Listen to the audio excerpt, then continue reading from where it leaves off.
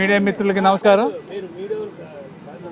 దాదాపుగా ఈ కౌన్సిల్లో సభ్యునిగా 4 సంవత్సరాలు 3 మాసాలుగా నేను కొనసాగుతున్నాను. ఇవాళ ఒక ఆశ్చర్యకరమైనటువంటి వార్త నాపై ఈనాడు వెబ్సైట్లో చూశాను. తండ్రి వయసు గల వ్యక్తి బీజేపీ మండలి సభ్యులైనటువంటి సోము వీర్రాజు గారి మీద నేను సహచర శాసన మండలి సభ్యులతో దాడి చేయడానికి పూనుకున్నానని, నా వ్యక్తిత్వ హననానికి, క్యారెక్టర్ అసాసినేషన్ చేయడానికి వారు ప్రయత్నించడం,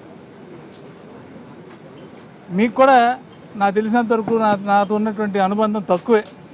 కాకపోయినప్పటికి కూడా మీ ద్వారా తెలియజేయాలనుకుంది ఏంటంటే, ఒక గౌరవప్రదమైనటువంటి కుటుంబాన్ని నుంచి వచ్చినటువంటి నేను, ఒక గౌరవప్రదమైనటువంటి రాజకీయ పక్షంలో కొనసాగుతున్న నేను, ఒక గౌరవప్రదమైనటువంటి నాయకుడైనటువంటి జగన్ గారి నాయకత్వంలో ఉన్నటువంటి వ్యక్తిని నేను అటువంటి ప్రవర్తనకి పాల్పడ్డాను అన్న విషయం తెలుసుకున్న తర్వాత నాకు మా నియోజకవర్గం నుంచి 100 ఫోన్లు వచ్చాయి. ఇది చాలా బాధాకరమైన విషయం. ఎందుకంటే జరిగినటువంటి పరిస్థితులు ఏంటంటే, మా సభ్యులు ఈ పోతిరెడ్డిపాడు దానికి అనుబంధంగా ఉన్నటువంటి రాయలసీమ లిఫ్ట్ ఇరిగేషన్ స్కీమ్ గురించి ముఖ్యమంత్రి రేవంత్ రెడ్డి, ఈ రాష్ట్ర ముఖ్యమంత్రి చంద్రబాబు నాయుడుతో ఉన్నటువంటి చీకటి ఒప్పందాన్ని బయటపెట్టేందుకు ప్రయత్నించగా, దానికి సంబంధం లేనటువంటి సమాధానం ఇస్తున్నప్పుడు మేము అందరం కలిసి పోడియం దగ్గరికి వెళ్ళి మేము ప్రొటెస్ట్ చేసాం తప్పిస్తే మేము ఏ సభ్యుడి మీద దూషించడం కానీ అలాంటి తప్పుడు కార్యక్రమాలు చేపట్టలేదు అన్నది మీ ద్వారా తెలియజేసుకుంటూ, ఏది ఏమైనప్పటికీ కూడా ఒక్కొక్క సభ్యుడిని ఈ విధంగా అవమానపరిచో లేకపోతే నిరుత్సాహపరిచో మీరు ఏదైనా మీకు మరి బాసటగా నిలిచేటటువంటి మీడియా ద్వారా లేకపోతే పత్రికల ద్వారా నీరుగార్చాలనుకుంటే ఇది ఎన్నటికీ సాధ్యం కాదు. మా తాలూకా ఐక్యత ఎప్పుడూ ఇలాగే ఉంటుంది. రాష్ట్ర ప్రభుత్వం చేపడుతున్నటువంటి అనాగరిక కార్యక్రమాలు అంటే నాగరిక ప్రపంచంలో ఉన్నటువంటి అనాగరిక ప్రభుత్వం ఇది. ఈ అనాగరిక కార్యక్రమాలను ఎప్పుడు కూడా మేము నిలువరిస్తాం.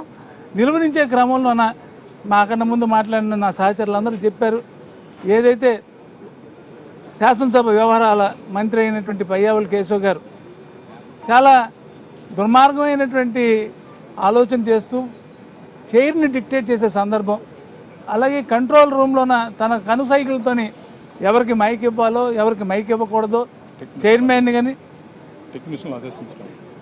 కానీ ఎల్ఓపిని కానీ మరి పూర్తిగా షాడో చేద్దామని, వారిని బైపాస్ చేద్దామనే ఉద్దేశంతో చేసినటువంటి ప్రయత్నం. అయితే మీ అందరికీ పాత విషయాన్ని ఒక్కటి గుర్తు చేస్తున్నాను. గడిచిన 2019-24 సమయంలోన ఇదే శాసన మండలిలో ప్రతిపక్షానికి సంబంధించినటువంటి ఈనాటి human resources minister, education minister దురుసుగా ప్రవర్తించి ఆనాటి ఎండోమెంట్ మినిస్టర్ అయినటువంటి వెల్లంపల్లి శ్రీనివాస్ మీద దురుసుగా ప్రవర్తించిన తీరు మీ అందరికీ గుర్తుండే ఉంటుంది.